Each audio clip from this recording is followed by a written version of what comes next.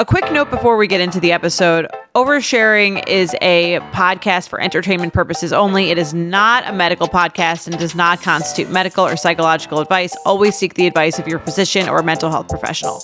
Hello and welcome back to Oversharing. I'm Jordana Abraham. And I am Dr. Naomi Bernstein. How's it going? I see you have the poor man's facelift that we discussed. Yes, I got inspired and I pulled it all up. How does it look? It looks tight. No, it's a good look. And especially if you don't have time to do your hair. So here we are, Monday morning after a little holiday weekend. I hosted several of our family members. And in the midst of hosting 3, 4, 5 people at varying times, then Lila had her 14th birthday sleepover. So she had 5 girls over, 6 actually. So 14. Yeah. It's like a real teenager. 13's like a little tweenie. Just barely a teenager. So I'm like, she's having these girls over. It's a sleepover. And I'm kind of trying to find my place. Like, how involved do I get? Am I the MC of activities, or am I just kind of hanging out? Are you trying to be the cool mom, or are you trying to be I don't know. It's very hard. Looking for my mom identity. So I did come up with an idea for a game, which I thought was really fun, and it went well. Okay. So it was like a beer pong, but instead of beer, I put assorted different beverages into little cups, but some of them were really gross, or what I would think they would think were really gross, like olive juice or chicken broth. And then then there was maraschino cherry juice and fruit punch and Snapple. So when they make it in, the other team has to drink whatever cup they made. And they loved it. They were cheering. That's fun. And they were having such a good time. So that was a proud teen mom moment. Yeah. Some might say you're teaching them how to play beer pong, but it's, I'm just kidding. No, I think that's great. I love it. Yeah. It was really fun. I did put coffee in one, but it was the tiniest little sip of coffee. And I'm sure these girls are getting Starbucks anyway. Yeah. I think I was having Starbucks Frappuccinos from when I was 12 years old. Are you not supposed to have coffee as a teenager? I don't know. I try to keep my kids away from caffeine. I think there's a old wives' tale that it stunts your growth, which I don't think is actually true. I just think it's maybe a little addictive and probably not great for their constitution, but I don't think it's really that bad. My friends and I were definitely hanging out in Starbucks, just loitering around when we were in middle school. And what I heard is that those Starbucks refreshers that even 8 and 10-year-olds are drinking have caffeine in them. So gateway drug. Yep. It's kind of true. I mean, if that's the worst thing they're into at 14, I think that totally. You're going to be okay. It's so funny because I'm looking at these girls and I'm there's no way they're drinking alcohol. And then I'm thinking I had probably tried alcohol by the time I was 15. Not my Lila. She would never. No, she's not. But it was really fun. They had a great time. I was really proud because I was able to be with them. I want to know her friends too. And I want to be in the space with them to get to know them. But she was, I think I'm cool. She was fine with my involvement. I did ChatGPT it about how to, and ChatGPT said place the things in the space, but don't be overbearing about ChatGPT. Yes. ChatGPT's your therapist. how to not embarrass her, but I wanted to be involved and have fun with it. It's so funny. You're going to have a whole generation that's just raised by ChatGPT. Right? Their holy father. It's really kind of sad. It's embarrassing, but well, I have a question for you as you enter this teenage phase and you have Maddie right behind her. Right behind. What do you think of when you hear the old saying of I'm not your friend, I'm your mom. Mm-hmm. I'm not trying to be your friend. Do you think that that's something that you adhere to, or do you think that's a little too harsh? No, I mean, I think it's a little too hard. I think it depends on the situation. If it's they're telling me that they're going to go to a party where they're planning on drinking, I'm not going to be yeah, let me know how it goes. Or I'm not going to just be in it with them. I think it's too extreme. But my goal for myself is that, and I work on this every day, is I really want to be a safe space for them.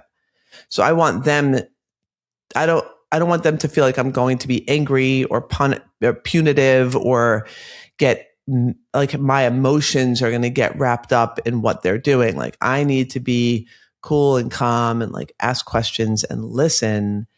And then I think that's going to set the tone for them naturally to make the right choices. So I'm not going to be all giddy in it if they're like, yeah, we're going to, my friends are going to go try to get alcohol at the 7-Eleven. Like, isn't that so funny? And I'm going to be like, yeah, let me know if you get it. But I also really want, and this is the hardest thing that I work on with all of my kids, but especially as they get older, is just listening and not giving advice. That's the friend part that I think I see how they interact with each other. Like when they're listening to each other, like all these girls in their friend group, there's really not a ton of advice giving. It's more just like listening and empathizing, and maybe a little bit, if it gets serious, they'll be like, well, maybe you could tell your mom, or do you think you could talk to them about it? That's it. They're not like what the parental urge is to be like, you need to tell her that that's not acceptable and she can't talk to you like that. I have to resist that. You're not supposed to do that? Not really. Why? Because it doesn't allow them to figure it out.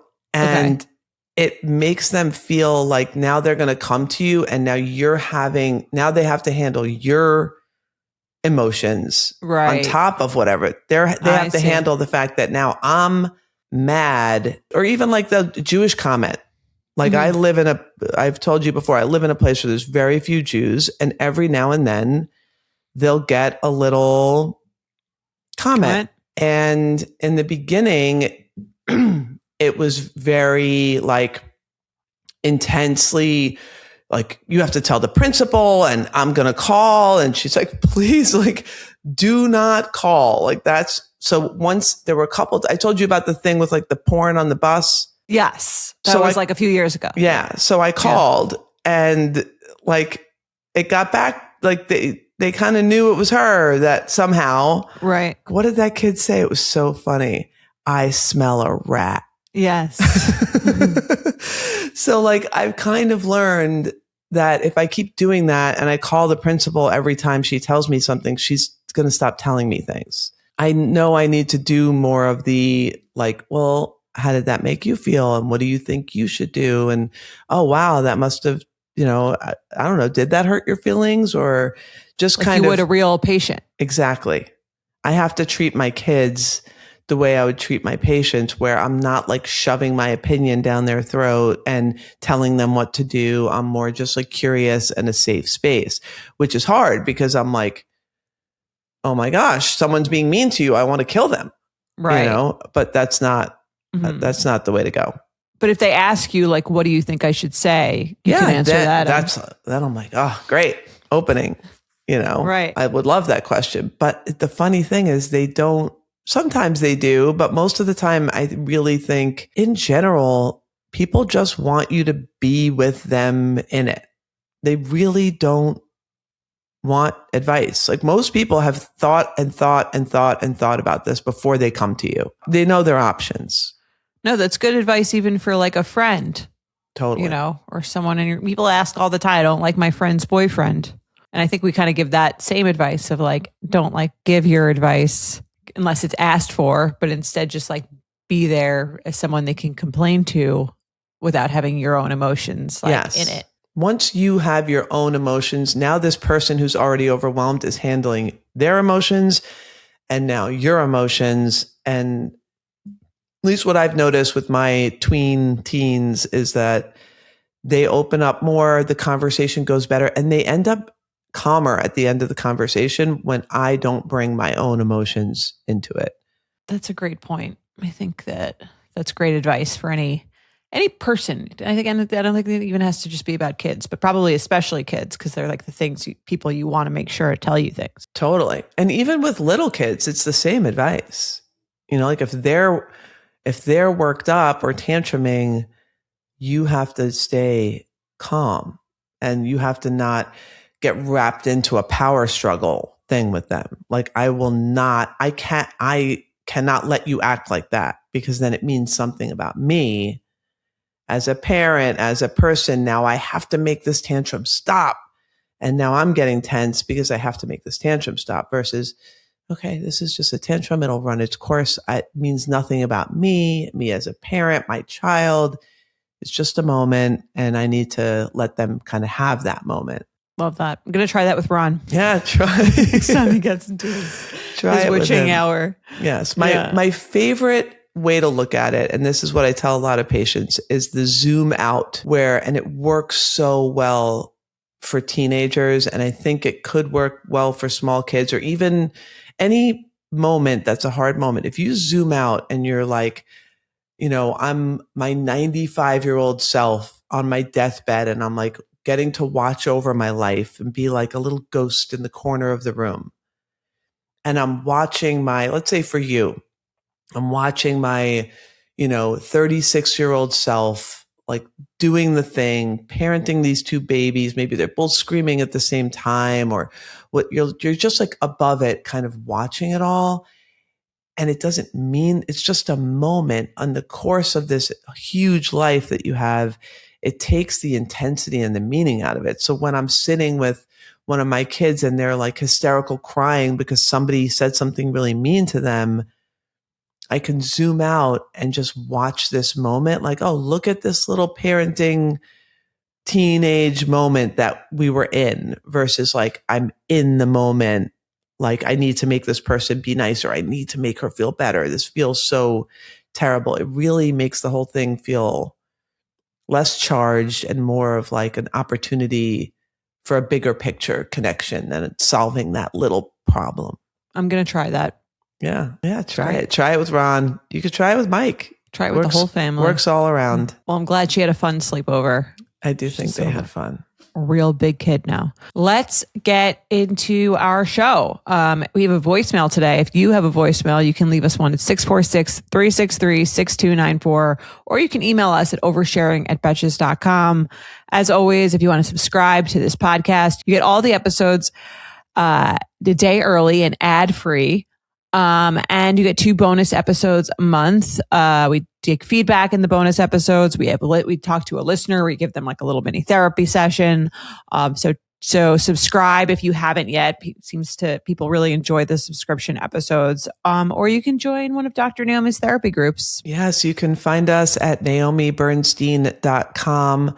I will give a little caveat that there are some states that, if you live in that state, I can't take you into the group. So I should say that somebody was a little disappointed that they couldn't get in. I have what's called a SciPact license. And so I think there are, over 30 states that work, or 35 states, something like that work. But there are some states that won't, that will not be able to join. But come reach out, naomibernstein.com. See if your state is one of those states. Come join our group. It's a really beautiful community.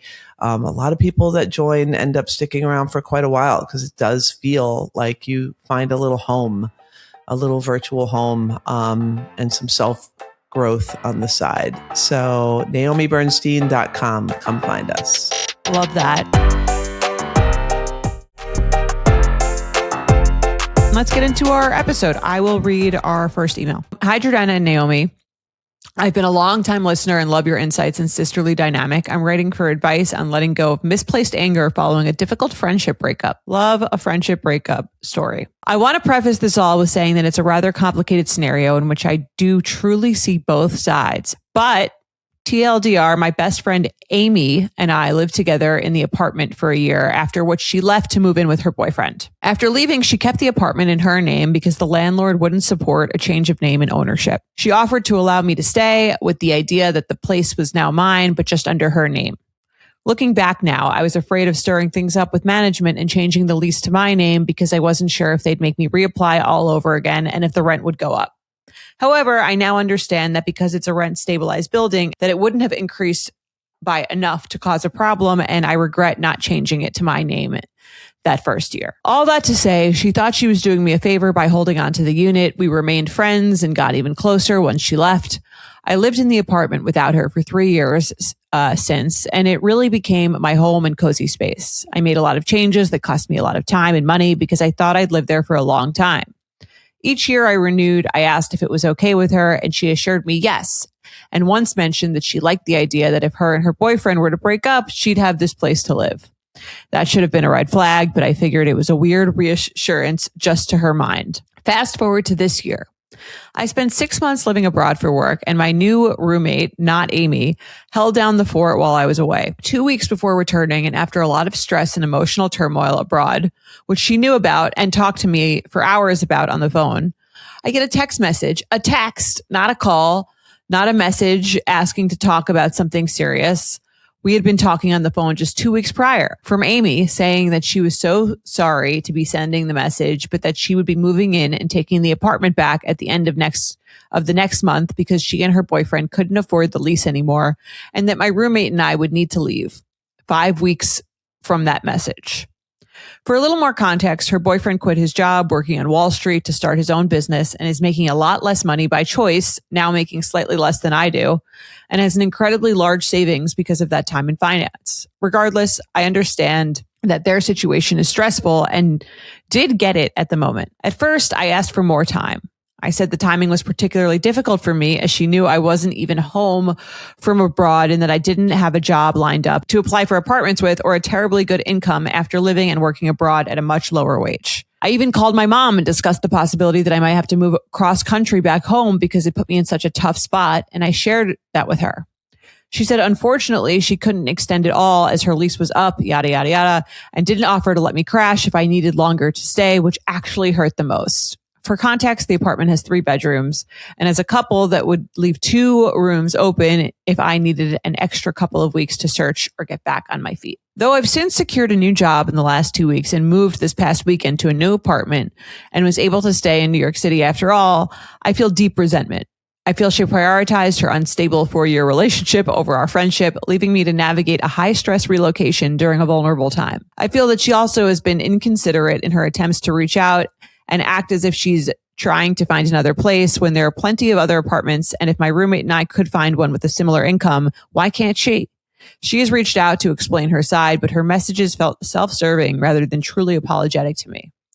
I have no interest in hashing it out or maintaining the friendship because this was so hurtful, but the stress and anger are still lingering physically. Do you have a mantra or perspective to help me finally move past the situation? Thank you so much for your insight. Sincerely, an apartment ended my friendship. Yeah, I could see why she's really upset about this. This seems like a bit of a bait and switch. It's a rent stabilized apartment. That's why she wants to stay in the apartment, right?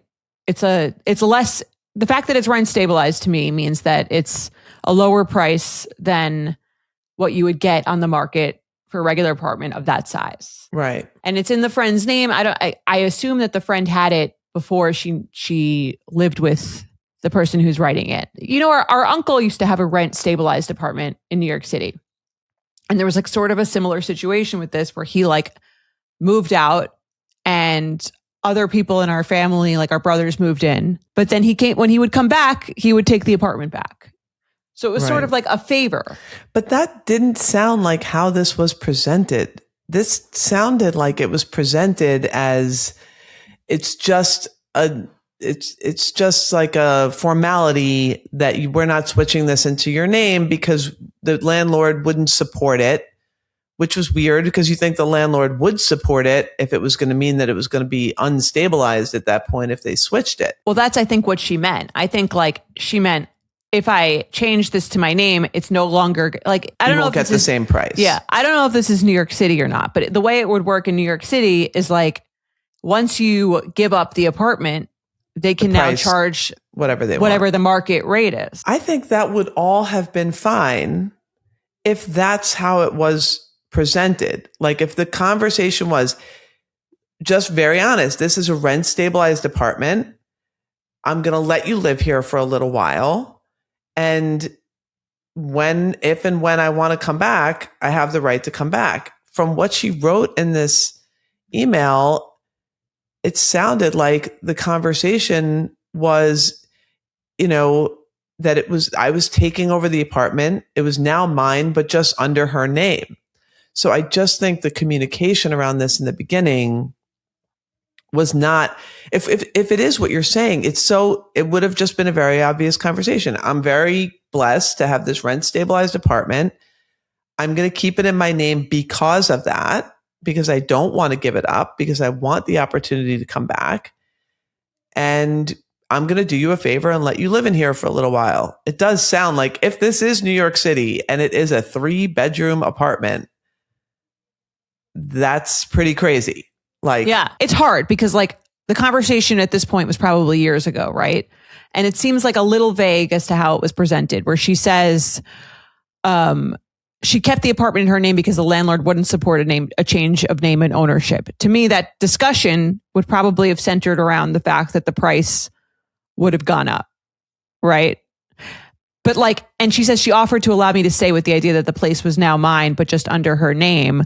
But if that was the case, why would she ask her every year if she could re-up? Right. Why wouldn't she just, I feel like there may have been some discussion of like, we're going to keep this in my name because then the rent will stay low. I don't want to give up this price for this apartment. Like, I just think there's no way she wouldn't have any idea that the fact that she would change it to her name means the price would go up. The price would go up. Right. To me, it's so obvious that that's what they were, if that's what they were doing, it's so obvious that that's what they were doing that I don't understand why that wasn't just a clear conversation. Like, I'm blessed to have this apartment. I'm letting you stay in it. It's mine. When I want it back, I'm going to take it back versus like this. But sketchy, she did say that. But didn't she say that? She said, oh, if I ever break up with my apartment, I'll be like coming back. She said that like one of the years that she re-upped. But it was said as if like, I will come back and move in with you, not I will kick you out. Yeah. I mean, what was this handled the nicest way? No, it seems like a little bit like there was, again, a little bit of like a lack of clear communication when she did it. Do I blame the friend for coming back and wanting the apartment back with her boyfriend without a third roommate?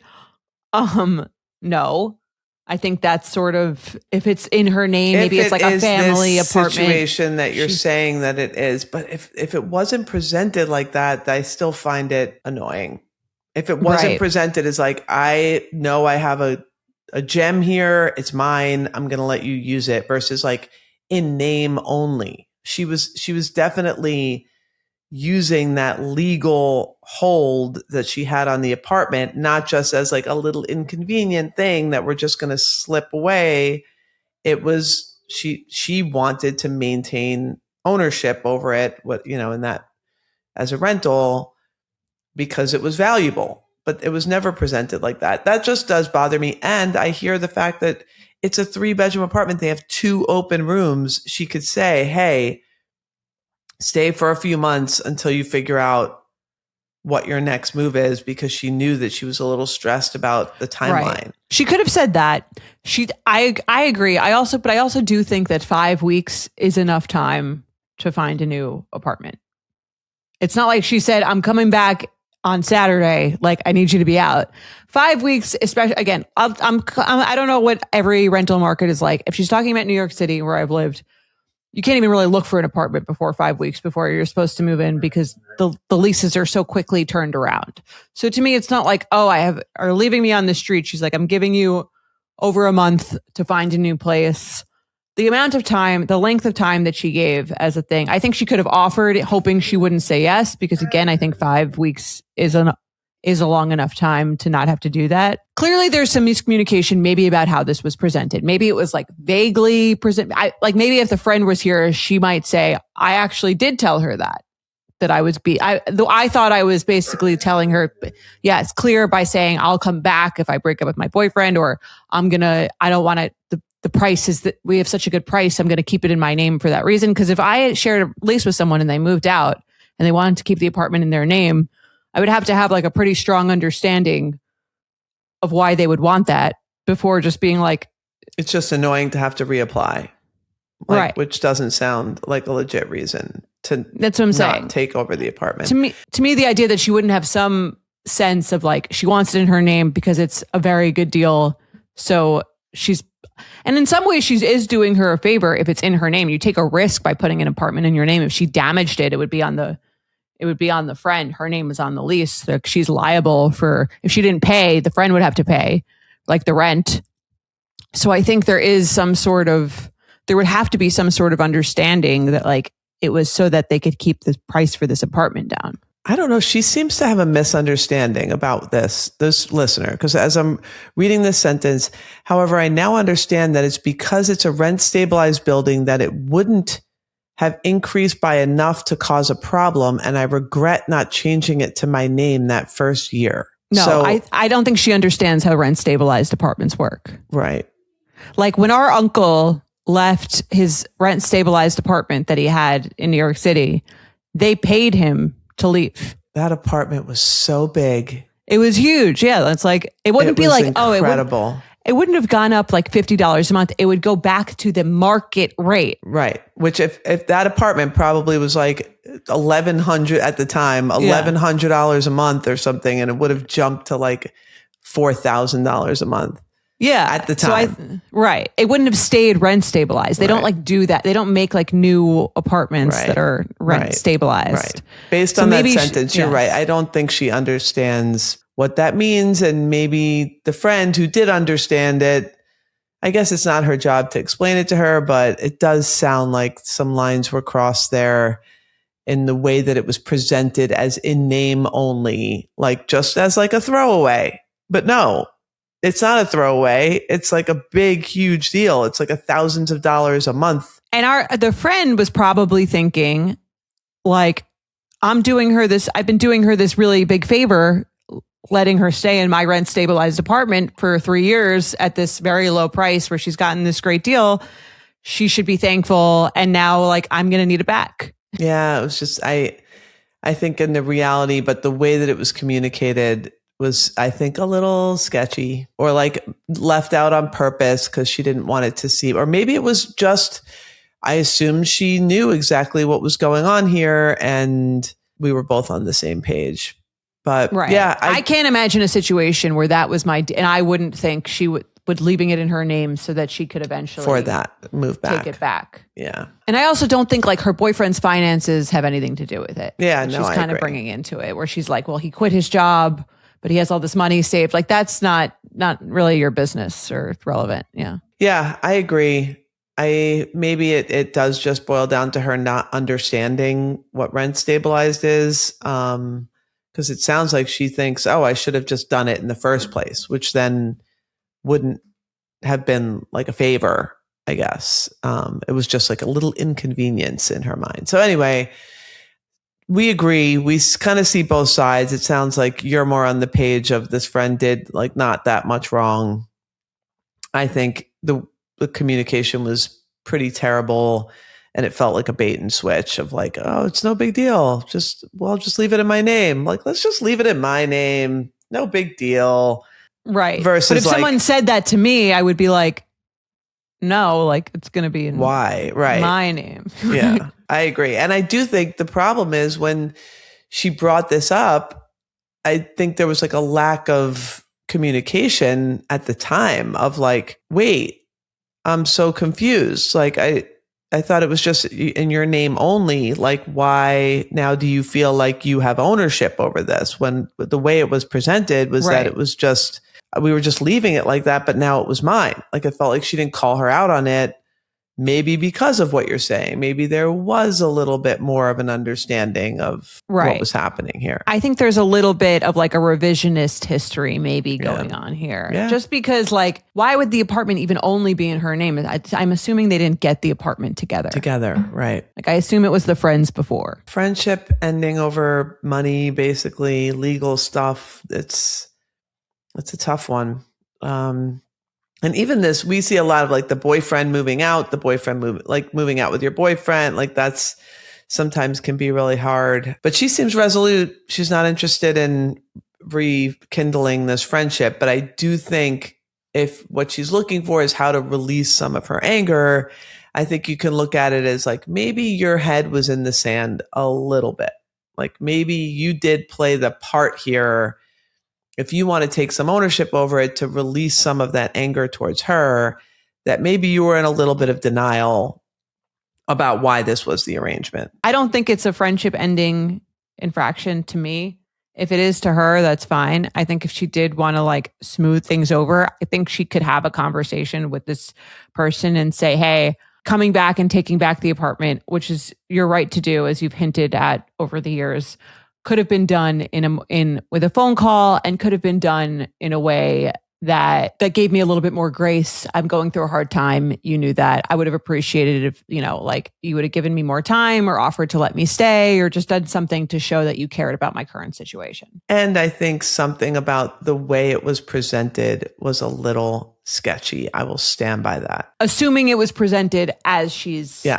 Yes, saying. I wasn't there. But if you do look back and you really feel like the idea that it was rent stabilized was like not part of the conversation at all, like that was not that elephant of that huge thing that makes the whole thing matter was not in the room, then I think that can be addressed. I'm just trying to look at it from like the friend's side where she's like, I had this rent stabilized apartment. I both, one, didn't want to lose it if I ever need it again. And two, I have a friend who I'm moving in with my boyfriend who would probably appreciate the lower rent. I'll let her stay here and pay the rent. And then if I want to move back, it'll be open. And hey, she hasn't even been living there for 6 months. She's been abroad. So she probably won't care that much about that too. leaving. That too. And my boyfriend just quit his finance job to find his real passion. And like, this makes sense. This seems like makes sense to we've been talking. I have this apartment that's so much cheaper. Yeah. That's in my name. Live there. 3 bedrooms for 2 people in the middle of a city. Sounds pretty sweet. If it were me, I would look at it like, oh, I had a great deal for 3 years. I kind of lucked out with this situation. Now all good things must come to an end. And I could see maybe she's like a little irritated that she's about to lose this great deal, especially because she's probably looking at other apartments on the market and realizing she's probably going to be paying a lot more for a lot less. That's probably you don't think the friend probably looked at the market before she asked for the apartment back? Right. And she could have in the beginning then just been like, my boyfriend's going to move in here or you've got to leave. That's what I'm saying. I think the friend is thinking like, I did you this favor for a while. Again, I think she benefited from too. Now that's kind of done. Hope that helps. All right, let's do, I guess this is kind of another ethical dilemma, but another Betch assist. Let's do it. Hi, Dr. Naomi and Jordana. Love the pod, and I'm a bride seeking some insight. My fiance has a college friend who's a female and strangely asked that since her husband cannot attend a wedding, if she can bring a friend. We are in our mid-30s and found this very strange and rude. I've never met her. I went into a rage after my fiance argued that it's the same as you didn't know the husband or wife of a person you invited, and she would otherwise feel lonely if attending alone. It's 3 hours away. I do not care if she feels lonely, and honestly, it's rude to text someone's significant other when you haven't met the bride. Our initial rule was only significant others. My wedding is around 100 people and there are no children allowed. So my goddaughter and nephew aren't coming, but a random friend is allowed. Please help me calm my nerves from a not so inviting bride. What do you think? I don't think this is rage worthy. I think it's a little rude. I probably wouldn't do it. I wouldn't ask if I could trade out my +1 or not +1. I could trade out my invitation that was addressed to my significant other for someone else. I wouldn't ask for that. But if someone's a little rude and ballsy and they want to ask, you don't have to say yes, but I don't think the thought, honestly, if it were me and it were my wedding, I would do it. I don't care. You were paying for the extra person anyway. Like, let that person have a great time. The more people that are having fun at your wedding, the better the vibe's going to be. And then you look like a really super cool, chill person that's like nice. It doesn't sound like it's a budget issue. It sounds like it's a principle issue. Yeah. I get it. It's a little ballsy and rude, but if it were me, I'd be like, sure, go ahead. I want you to, if you're having fun, I'm having fun. Like, is it a little tacky to ask? Sure. Yeah. But I also think it's like, if she doesn't know I could see where the husband's rationale is too, her fiance's rationale of like, you didn't know the other person either. you were going to have them. I think the fact that there aren't kids there is her choice. It's not like she's inviting them instead of the kids. Like she only had room for 5 people and they're picking this person's friend over her niece and nephew. Like she could invite her goddaughter and her nephew. Yeah, that seems like she's grasping at straws for like to make this whole thing feel worse than it is. Like she's here and they're not. Like that's just her trying to convince herself about why this should feel bad when it really feels bad because you just don't want this random single woman, I guess, or whatever at your wedding. I don't know. And I can understand that, again, especially if it's like a budget issue, but she budgeted for the friend to have a +1. I don't know if it's his, she says it's his college friend who's a female. That probably annoys her in its own right. Yes. I was going to say there's probably like, she mentioned that for a reason. It probably like your college friend that is a female that you did like, I'm not saying they hooked up, they probably didn't, but like, you know, you're in that wild college phase together and like, you know, she's coming and she's bringing an unknown friend, you don't know, you know, right. I'm sure there's some deeper thing about this random woman coming. If it was, you know, I agree. I think because she also said it was rude to text someone's significant other when you haven't met the bride. Has she met her? Is that what she's saying?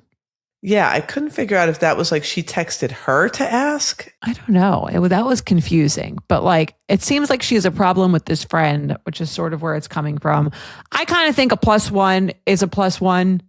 If bringing someone is going to make you, the whole point of a +1 is to make the guest feel like they know someone. More fun, right? Yeah. And she says it's 3 hours away. If it's 3 hours away and like, I don't know if they have any other college friends coming, but like, if she didn't know anyone and like if I had one friend from college and I didn't know anyone and I live 3 hours away from him and I don't know anyone in the wedding party and I want to come to support my friend, but I also am going to have no one to speak to the whole night because it's their wedding. So they're not going to be hanging out with me, but I want to come and support them. My husband can't go. I could understand the urge. Totally. I could understand. I do agree. It's just tacky because it's just not what people do. But like, what if she was single? Right. I kind of think it's nice. I think it's like, we talk about how a relation, like all the perks of people being in a relationship and all the things that you get. It's like, why wouldn't a single person also want someone to support them in a social situation that's like a little weird? I agree. I think it's just a good look for you to be like, yeah, sure. We were going to do this anyway. It's like good vibes, right? This person's coming to your wedding. It's nice if they feel like warm and fuzzy towards you. They're going to be more, I don't know. I just think it's good vibes and everyone who's having fun is going to just make the party that much more of like a good feeling. So I get it. It's tacky. If it were me, I'd probably just say yes. But I agree. I wouldn't have raged at the fiance for pointing out the other side. Like I get the other side. Yeah. The other side to me makes sense. It's like, it's not like, unless she was super close with the friend's husband. Sounds like she's not. A random person is a random person is a random person. Right. Yes. You barely know him. You barely know her. It's someone to stand next to them. It doesn't. Yeah. Unless I get, maybe she feels like there were some other people. She didn't say this, so she would have if it was the case. Like she had some other good friends where their new boyfriend wasn't invited or something because they weren't a significant other.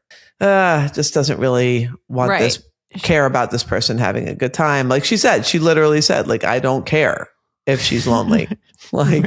So there it is. Yeah, I think the more fun your guests are having, the more fun your wedding will be. So I was generally, and maybe it's a little different because we had a destination wedding, but this is a destination for the friend. It's 3 hours away. Yeah, she's definitely either going to have to drive back that same night 3 hours, which then you want her to even have like a driving buddy, or she's staying over, which she probably is. Yeah. And it's a destination wedding. I had a friend a single friend that I gave a +1 to, and she brought a friend. Because I wasn't like my thing wasn't like, and let me know if you're like seriously dating someone by then and I'm gonna invite them. It's like, let me know if you want to bring someone. Right. It's also like you have to get a hotel room. You can split it with someone. It's like, I agree. Chill out. Is that what you say in your therapy sessions? No. But I do think like, yeah. Chill a little bit. It's going to be okay. You're going to have the best time. Step out, watch yourself going through this as your 95-year-old self, planning your wedding and seeing this other little person in the corner who like has someone to dance with or like, sit with at the table. So she's not, because what she's going to do? She's going to take out her phone when she's sitting at the table and be like sitting there on her phone, which isn't like the vibe you probably want at your wedding. You want people like there and socializing and hanging out. Having fun. Yeah. Yeah. Let's do some intentions. I'll read them. Hi, Jordana and Dr. Naomi. I've been an oversharing listener since the very beginning. After finding the pod threw you up, I love hearing you both talk, and I recommend you to all my friends. Jordana, congratulations on Lucy and Charlie. I've never been more excited for someone I've never met. Aww. Love that. Thank you. I'm writing in for an intention for an upcoming interview. I suffer from severe interview anxiety. I work in marketing and love what I do. I'm a great networker, and when I have casual coffee meetups with peers or mentors, I'm great at talking about my experience confidently and just being myself. But when I step into an interview, it's like suddenly I don't know what I do. I tense up and I don't feel like myself, and I lose all confidence. A little background that might be relevant. Before landing my current role, I spent about 1.5 years interviewing while still working full time. So I think that experience left me with some lingering triggers. I also don't have any older women in business in my family, which has made it harder for me to fully feel like I belong in my role and that my voice truly matters. I'd love an intention as I step into upcoming interviews on how to stay present while remaining confident and genuine. Thanks so much. An anxious overachiever that's desperate for a new job and more money. Yeah, well, her sign off, I think, is part of the problem, right? Answers in the email. Right. If you're feeling desperate and anxious, and one thing that I find happens a lot with all these types of things that we are so hard on ourselves about is this idea that somehow getting it or not getting it means something about who you are as a person. Like I tell my patients this all the time. This moment, if you get this job, if you don't get this job, if the date goes well, if it doesn't go well, it means nothing about you. It means you didn't get this job. And I think what we do with all these things is we internalize each of these little moments as we ask, what does this mean about me? What does this mean about my future? That's what we're constantly the like future thing. Yes. For sure. Yeah. Like, does this mean I'm not a good, this means I'm not qualified. I'm not a good candidate. I don't present myself well. I'll never XYZ get out of this job. I'll never get the next thing. I'll never be able to achieve what I want. No, it means nothing. It literally means nothing. It means on a Tuesday, you went to an interview and you didn't get the job. It doesn't mean anything about where you're going to end up. And I think we do that so often without even noticing it, that we give these moments huge significance over our sense of self-worth or our future. Definitely. I will say from personal experience, I never got any jobs I interviewed for. I was like horrible interviewer. I like felt the same way. I kind of like lost all this confidence, and I just like was just like not a good version of myself. Just never gave like an amazing first impression on an interview, and I like rarely got any even like second interviews. Yeah. Oh, so yeah. I can relate. Yeah. And it means, and you're like such an awesome, like personable, like great, smart person. It's just like, that's not your best skill. The best version of you doesn't come out in that setting. But I do wonder, she said she does great on like networking calls and coffee chats and little meetups. Like, I think if you're looking for an intention to just see this as like a networking, to conceptualize it as like a networking opportunity. Like, even if I don't get this job, I'm meeting some people in my field. Like, I'm just in a room with someone that's in a position of power in the field that I'd like to be in. I'm just going to meet them and kind of have a chat with them. If I get the job, great. If I don't, I've made a new connection in some way, and it means nothing. I used to give the same advice for like going on a date. Right. Go on the date and don't think like, if I don't marry this person, this date is not worth it. Like, think, I'm going to go on this date. I'm going to have an interesting conversation with a new person.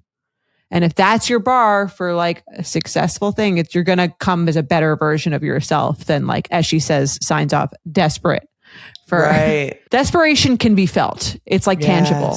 I really believe it that she presents herself well in networking meetings. It's just this pressure of what's going to happen. What does this mean? How am I, how's this going to go? That makes it you not present your best self. So maybe the intention I wrote for her is this is a networking chat. It means nothing about me or my future as a whole. Just look at it as a chat. So just going into it like as if you're meeting someone for coffee, like you're meeting a new person, just like what we said. So this is a networking chat. It means nothing about me or my future as a whole. You will be okay with or without this job. Yeah. Confidence, I think, in all interactions is really what does the most, no matter how capable anyone is. Yeah, it is interesting. Like even that idea, confidence on a date and an interview. And even when you boil it down, like with animals, like the whole thing of like they smell your fear and then they get like a little fearful or defensive. Like I think human beings do the same thing. Like when you seem anxious, it's kind of like, well, what are you hiding? Why? Like, I think that's a perfect example of like an energy exchange, like a vibe check thing, which doesn't help her because now she's like, oh, so now I should be anxious about being anxious. But I think if you just look at it as like you're meeting a new person, if they happen to have a job for you, great. It's the closest chance you got an interview. So that's a great start. That's more than you're getting on like a networking lunch. They would be lucky to have you. Yeah. Just tell yourself that. You're competent, you're capable. And if you believe it, they will too. Agree.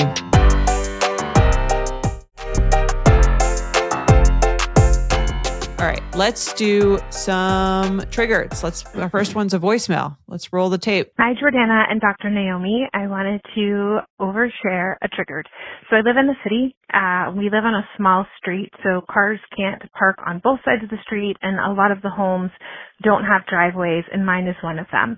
The house across the street has been an Airbnb for a few years, and it has a driveway with spaces for 2 parking spots.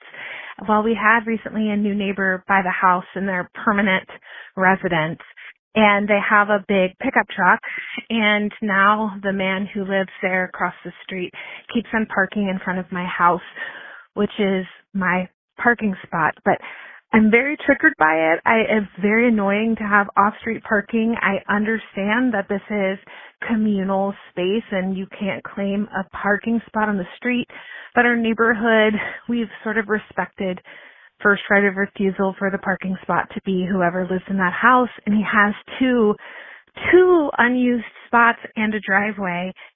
And of course, I'm just internalizing all of this. I don't have the balls to ask him to please maybe reserve that spot for us or to park in his driveway. I'm just stewing and I'm just stressing every day when I'm getting home from the grocery store. Am I going to have a spot or am I going to have to park blocks away? So do I have any right to be triggered?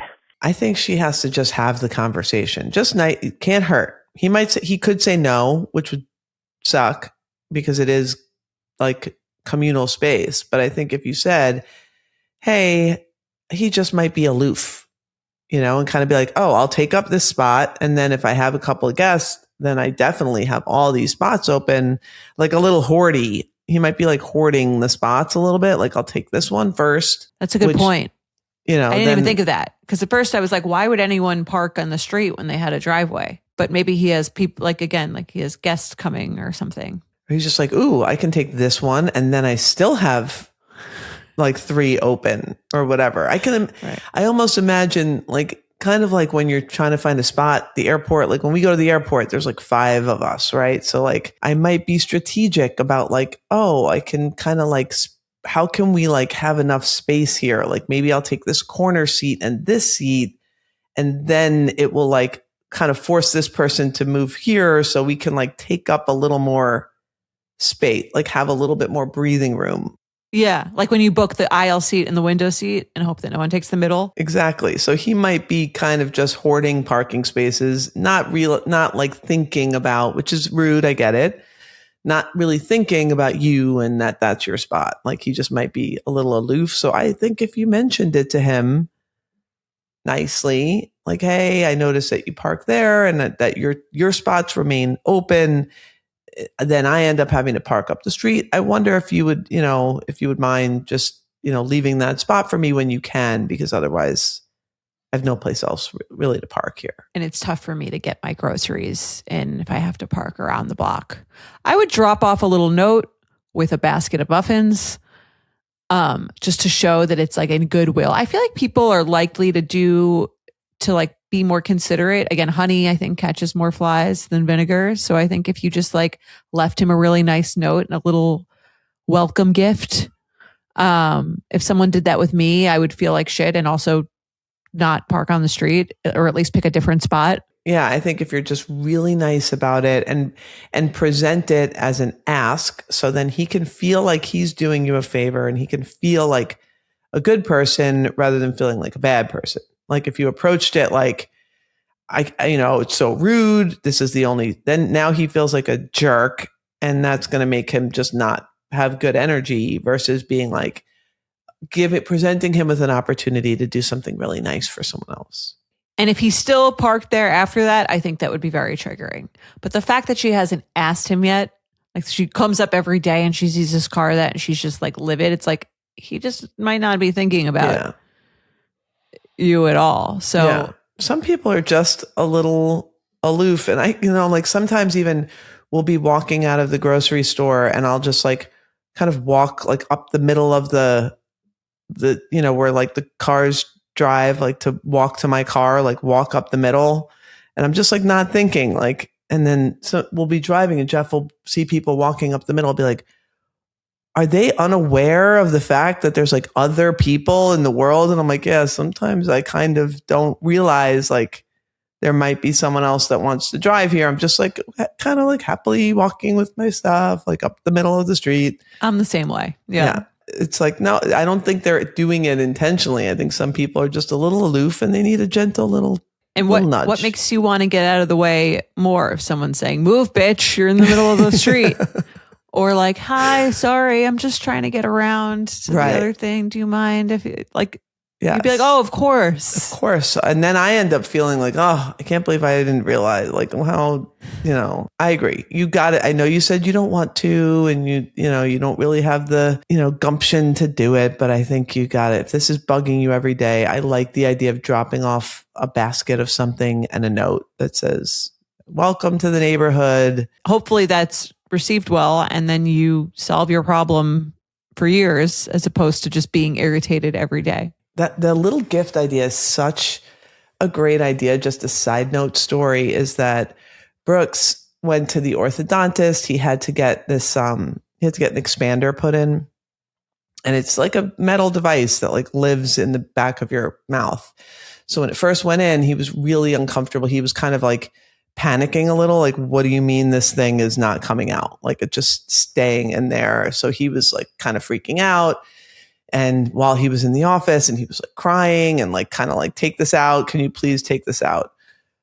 And then when we got home, like 3 hours later, we got a delivery of cookies from the orthodontist that was like, we're so sorry that you had a tough day today.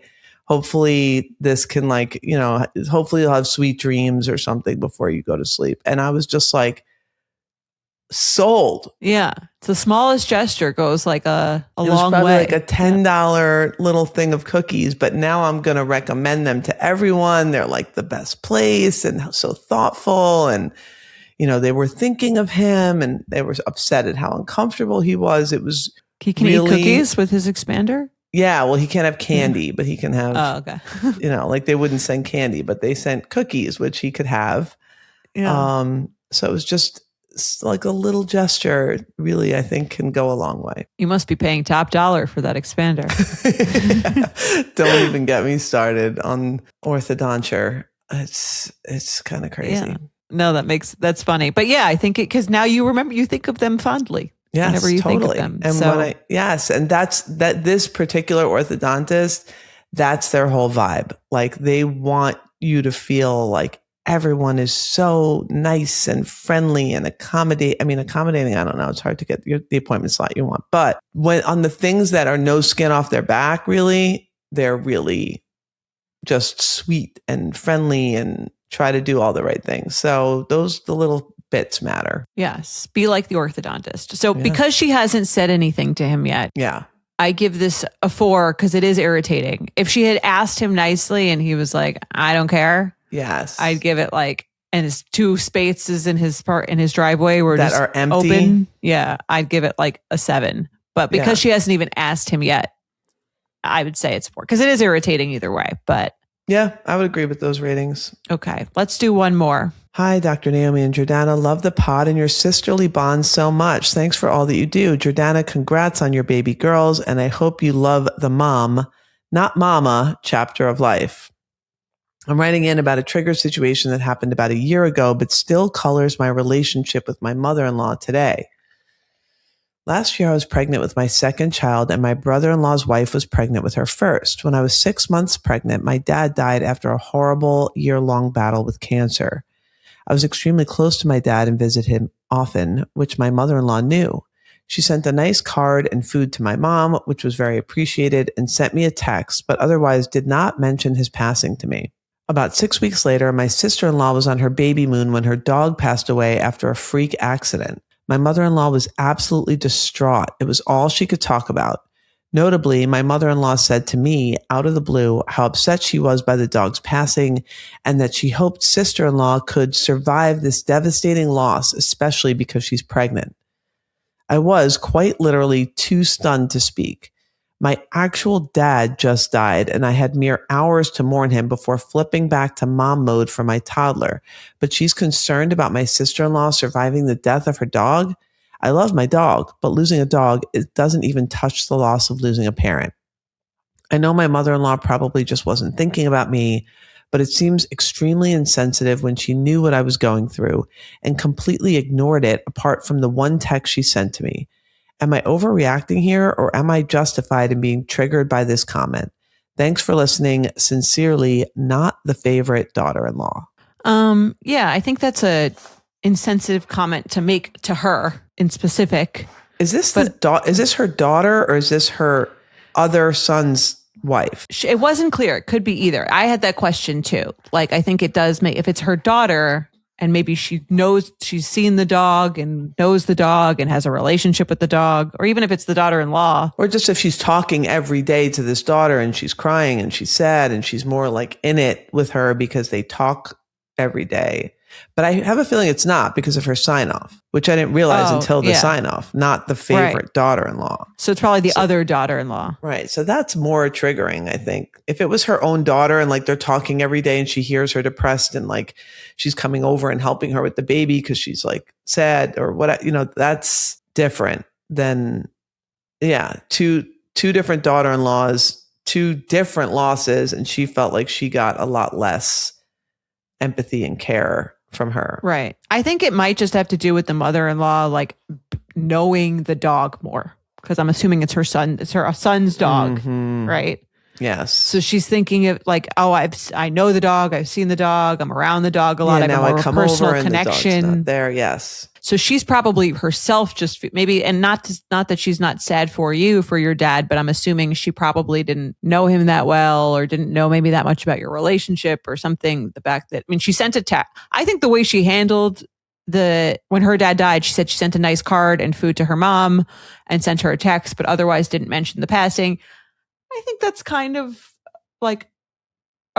she could have asked how you were doing, I guess, once or twice after, but some people are scared to do that because they don't want to upset you or bring up something that's negative. But I think the way that she handled her dad passing seemed okay to me. Yeah, it seemed like a fine bare minimum of politeness and the right thing to do, which I think is what's bothering her.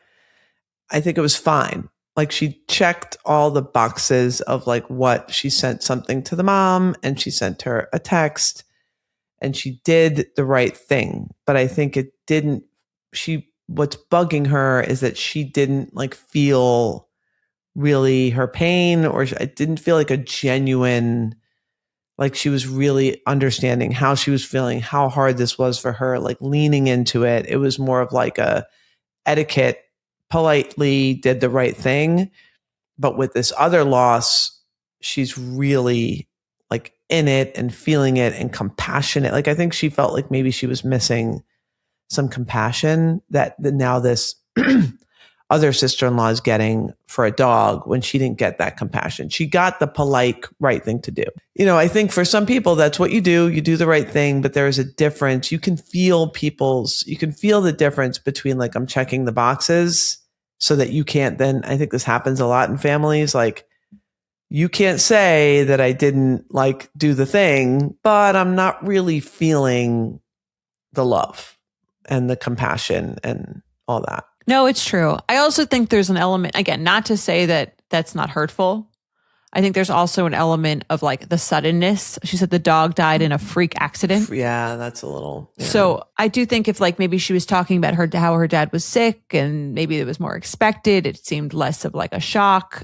Again, not to say that it's not very devastating or as devastating or more devastating, which it sounds like it was, but I think maybe there's like an element of like, the sister's in a state of shock because the dog, I don't know, got hit by a car or something. Right. Totally. Especially if this just happened. I think sometimes there can be this like you said, shock. I cannot believe this. Can you believe this? How are we going to navigate and do and deal? And like that can just heighten everything. And I think that will probably die down and it will come back to the same level as like, okay, there's this sad thing that happened, but it's not something that we think about. But I think it probably does touch on a deeper issue, which was just brought up by the passing of the dog of like, I didn't feel the most compassion from my mother-in-law about this really big loss. They were very close. They spoke every day. I think that's the bigger issue that's coming up. And it's kind of hard. I think mother-in-law relationships, in the beginning, you're kind of feeling out what they are and what they're not. And it can be hard to change your expectations. Like I'm married now almost 20 years and my mother-in-law and I have settled into a really nice, like we know what to expect from each other. But in the beginning, there was a thing where like, I think she envisioned like this best friend, you know, like we do everything together and like go shopping together and get our nails done and like all that, whatever. And, you know, it didn't really go that way. And I think in the beginning, there's a little bit of this adjustment. Like, are you going to really be there for me if something like this was an opportunity for her mother-in-law to be a really supportive person in her life or not, to like choose that role or to lean out of that role? I don't know how long they've been married, but I think sometimes these things do show themselves, like the reality of what you can expect from a person in these moments. And that's, that's interesting that I guess to look at it that way. Where I guess if she expected her to have that role, then it would be like really disappointing. Like for me, it's kind of like, I don't think my dad had recently died. And I think my mother-in-law kind of reacted similarly to this mother-in-law, like did all the nice things, but like, I don't really want any more from her. Mm-hmm. Well, right. So it works. I think that, yeah, so it works in that situation. I guess if it's like the expectations and how the expectations are aligned, like to me, like it could be worse almost if someone was like trying to do more. Right. If she came over and you guys were sitting on the couch and she was like, I just wanted to check in and how you're doing with your dad. Right. I might be like, I don't want to talk about this with you. Yeah. Or with, because like I have other people that I'd rather talk to.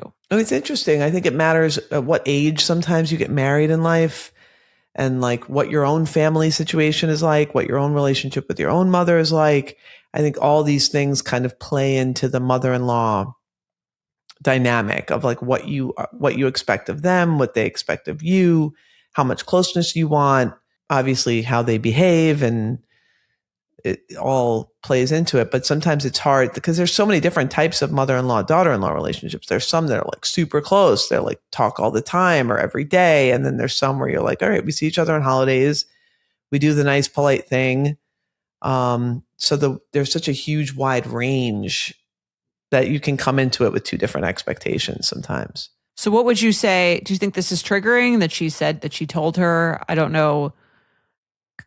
I don't know how she's going to survive this devastating loss, especially because she's pregnant. I definitely think this is triggering, knowing what she just went through. And I don't know how long ago this happened, but even just like a year, bringing up the loss, like a huge devastating loss in front of someone who just had a huge devastating loss, when the loss is about a dog and you just lost a person and haven't really talked about it. I say that's triggering.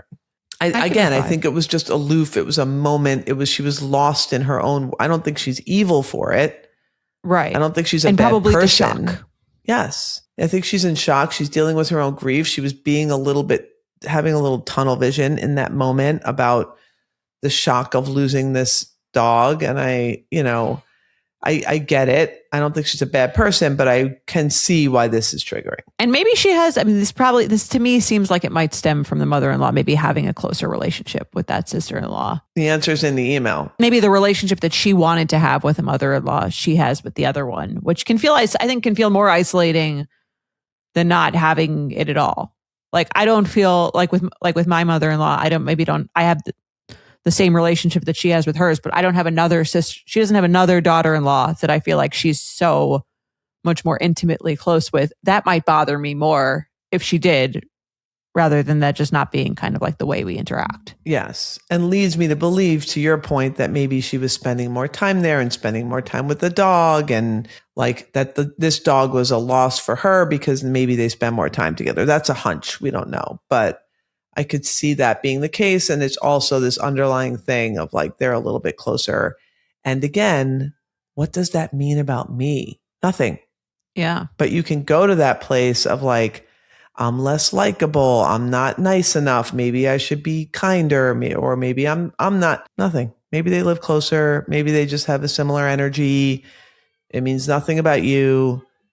But I can see why that might be triggering too, if in general you feel like she favorites the other sister-in-law. That's an interesting extra interpersonal dynamic you get, I guess, when another person to compete with. Yeah, right? It's like the identical relationship, but why does one feel, it's almost like a sibling thing. Like we hear that, or I've definitely heard that. Like, my parents are closer to this other sibling and it feels painful, or like personal. There's something wrong with me, or personal. Yeah.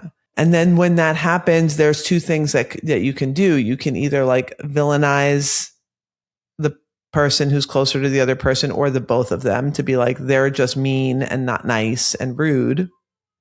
Or you can kind of be like, well, what's the matter with me that they don't feel like being as close to me? Maybe I need to be different, or change, or be better, or nicer, or whatever. Those are the two paths that oftentimes we go. You like internalize it, or you externalize it. But what I'm suggesting is you just think it means nothing about you, about them. It's just a dynamic that is. They happen to have a dynamic that fits better with each other. I'd give this 6.5. 6.5. I'd give it a 5 still, but validated. If you want a closer relationship, be part of the solution, I think too. If any of this is ringing a bell and you do feel like maybe you want to be closer, I think you can, inject a little vulnerability into a situation to make that happen. If you don't really care and you're just like, that was just insensitive and rude, then yeah, leave it at that. All right. Well, all right. Good luck. Good luck. I think we did it for today. We'll be back next week. That's our time. Great work today.